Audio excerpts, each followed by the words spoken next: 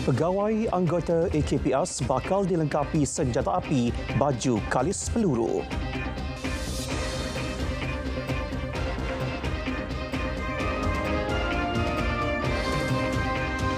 Assalamualaikum dan salam Malaysia Madani. Berita tengah malam bersama saya Izzamin Nasir. Aspek keselamatan Agensi Kawalan dan Perlindungan Sempadan AKPS akan dipertingkat dengan penggunaan senjata api dan baju kalis peluru kepada pegawai ketika bertugas. Ketua Penggaranya Datuk Seri Muhammad Syuhaili Muhammad Zain berkata perkara itu akan dibawa untuk perhatian Perdana Menteri. Terdahulu, Ketua Polis Kedah Dato' Azli Abu Shah memaklumkan ops tutup telah dilancarkan termasuk di pintu masuk sempadan negara di Durian Burung, Padang Terap sejurus kejadian bagi memburu suspek. Insiden dipercayai melibatkan 2 suspek.